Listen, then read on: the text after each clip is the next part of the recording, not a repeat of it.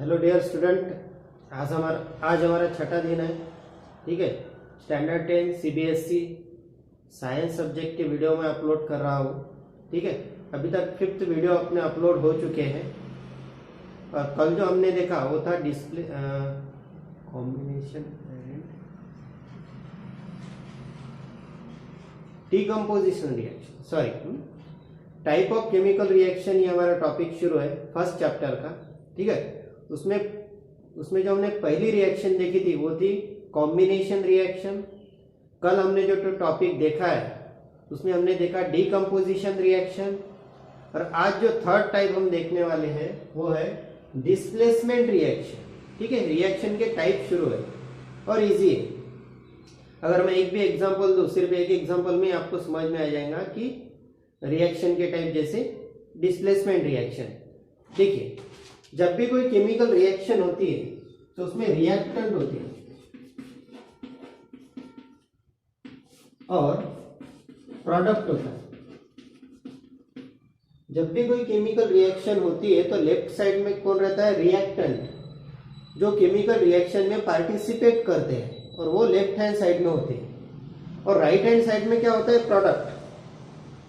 ठीक है, right hand side में क्या होता है? प्रोडक्ट होता है। ठीक है, तो रिएक्टेंट एक से ज्यादा होते हैं। ठीक है, हमने देखा ऑलरेडी कॉम्बिनेशन रिएक्शन में, डीकम्पोजिशन रिएक्शन में। ठीक है, तो ये जो रिएक्टेंट है, रिएक्टेंट साइड में एलिमेंट होते हैं एंड कंपाउंड होते हैं। रिएक्टेंट जो होते हैं वो एक्चुअली कौन है? तो एलिमेंट है या फिर वो कंपाउंड होते हैं। और प्रोडक्ट साइड में भी एलिमेंट एंड कंपाउंड,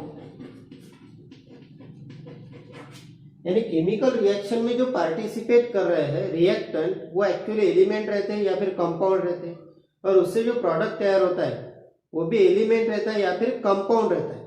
अब ये जो रिएक्टेंट है, जो एलिमेंट या प्रोडक्ट, ये एलिमेंट या कंपाउंड होते हैं, ये रिएक्टेंट मोर रिएक्टिव होते हैं कभी कभी,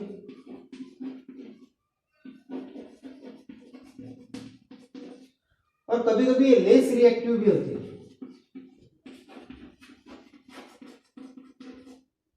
ठीक है, तो रिएक्टेंट जो है केमिकल रिएक्शन में पार्टिसिपेट करने वाले रिएक्टेंट जो कि एलिमेंट या कंपाउंड होते हैं, वो मोर रिएक्टिव होते हैं, यानी हाईली रिएक्टिव होते हैं। कुछ एलिमेंट, कुछ कंपाउंड कुछ हाईली रिएक्टिव हो जाते हैं, कुछ कंपाउंड में के एलिमेंट भी कुछ हाईली रिएक्टिव रहते हैं, तो कभी कभी क्या रहता है? लेस रिएक्टिव रहते हैं। ठीक है, इतना आपके ख्याल में आ गया। केमिकल रिएक्शन होती है, उसमें रिएक्टेंट होते हैं, प्रोडक्ट होते हैं। Reactant nothing but the element होता है या फिर कंपाउंड रहते हैं, प्रोडक्ट भी नथिंग बट द एलिमेंट या फिर कंपाउंड होते हैं। ठीक है, और ये जो एलिमेंट या कंपाउंड होते हैं रिएक्टेंट साइड में, ये हाईली रिएक्टिव होते हैं या फिर लेस रिएक्टिव होते हैं। ठीक है, इतना आपके ख्याल में आ गया। अब देखेंगे हम डिस्प्लेसमेंट रिएक्शन यानी होता क्या है।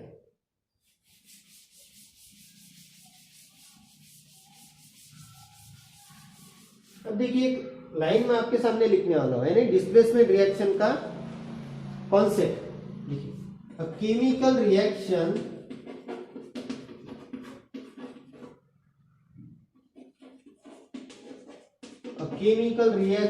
इन विच, एक छोटी सी लाइन, ठीक है, अ chemical reaction in which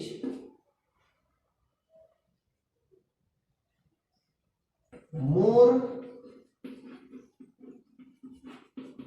reactive element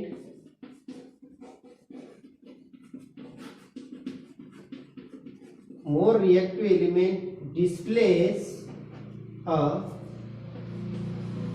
lesser reactive element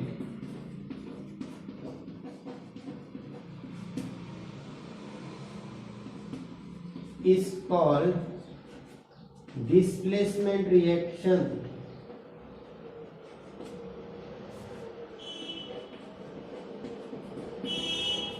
यानी डिस्प्लेसमेंट रिएक्शन यानी क्या होता है? मैंने आपको पहले बताया, रिएक्टेंट साइड में एलिमेंट होते हैं या फिर कंपाउंड होते हैं जो कि हाईली रिएक्टिव होते हैं या फिर लेस रिएक्टिव होते हैं।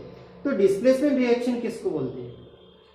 Chemical reaction. और केमिकल रिएक्शन में मोर रिएक्टिव एलिमेंट, जो एलिमेंट कैसा है, मोर रिएक्टिव और हाईली रिएक्टिव है, वो एलिमेंट डिस्प्लेस करता होगा या फिर रिमूव करता होगा किसे, लेस रिएक्टिव एलिमेंट को, इसे लेस रिएक्टिव एलिमेंट को वो क्या करता होगा, डिस्प्लेस करता, वहां से निकाल देता होगा, ठीक है, रिमूव कर देता होगा। तो उस रिएक्शन को क्या कहते हैं, डिस्प्लेसमेंट रिएक्शन कहते हैं। A chemical reaction in which highly reactive element और मोर रिएक्टिव एलिमेंट डिस्प्लेस और remove the less reactive element, then it is called a displacement reaction. ठीक है, अब मैं आपको एक एग्जांपल दूंगा, उस पर से आपको क्लियर ये कॉन्सेप्ट जो समझ में आ जाएगा। ठीक है, तो एक एग्जांपल देखिए, ये Fe है, ठीक है, सॉलिड फॉर्म में आयरन, ठीक है, आयरन है सॉलिड फॉर्म में, CuSO4 एक्वियस फॉर्म में, ठीक है, ये है copper sulphate,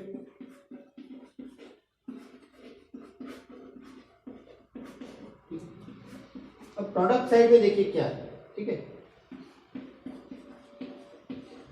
FeSO4 aqueous form में, ये क्या है, आयरन सल्फेट,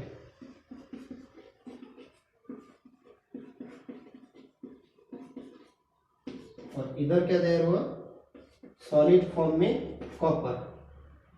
ठीक है, अब ये रिएक्शन को ऑब्जर्व कीजिए थोड़ा, ठीक है, लेफ्ट साइड में आयरन है, कॉपर सल्फेट है, ठीक है, प्रोडक्ट में क्या तैयार हुआ, आयरन सल्फेट और कॉपर।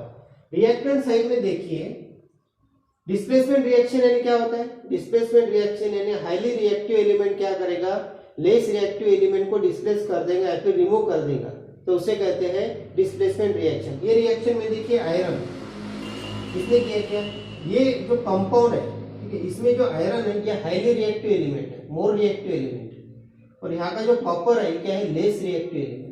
तो ये क्या करेगा, आयरन इस कॉपर को डिस्प्लेस कर देगा या फिर यहां से क्या कर देगा, रिमूव कर देगा। देखिए यहाँ पर क्या होगा, कॉपर की जगह किसने ले ली, आयरन ने, और ये क्या तैयार हो गया, आयरन सल्फेट। कॉपर सल्फेट से क्या तैयार हो गया, आयरन सल्फेट।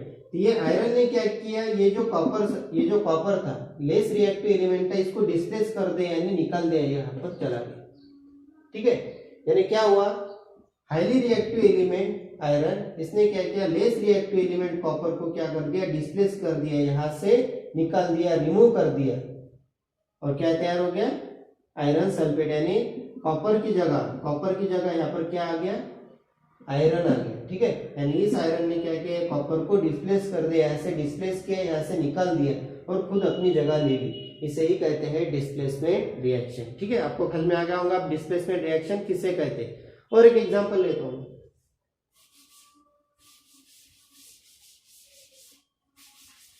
वैसे तो एक ही एग्जांपल में आपको समझ में आ गया होगा, इतना हार्ड नहीं। ठीक है, देखिए जिंक है सॉलिड फॉर्म में, ठीक है, फिर से कॉपर सल्फेट,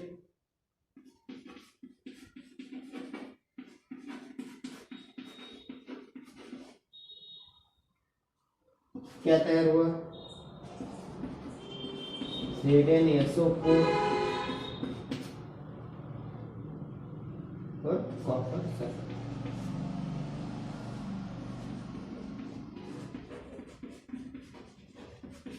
इस रिएक्शन में देखिए जिंक है, ठीक है, कॉपर सल्फेट है, यहाँ पर प्रोडक्ट में क्या तैयार हुआ, जिंक सल्फेट। यहाँ पर हाईली रिएक्टिव एलिमेंट कौन सा है, जिंक। इसने क्या किया, लेस रिएक्टिव एलिमेंट कौन सा है, कॉपर। तो लेस रिएक्टिव एलिमेंट जो कॉपर है, इसको यहाँ से क्या किया, डिस्प्लेस कर दिया, रिमूव कर दिया, किसने, जिंक ने, क्योंकि जिंक क्या है, हाईली रिएक्टिव एलिमेंट है, और इस कंपाउंड में का कॉपर क्या है, लेस रिएक्टिव एलिमेंट है। ठीक है, इस जिंक ने क्या किया, इस कॉपर को यहाँ से डिस्प्लेस कर दिया, रिमूव कर दिया और अपनी जगह यहाँ पर बना ली। तो यहाँ का कॉपर निकलकर यहाँ पर क्या आ गया, जिंक सल्फेट। ठीक है, तो क्या हो गया, ये इसने क्या किया, जिंक ने यहाँ पर अपनी जगह बना ली और इसको यहाँ से क्या किया, डिस्प्लेस कर दिया, रिमूव कर दिया और इधर चला गया, और यहाँ पर क्या आ गया, जिंक सल्फेट।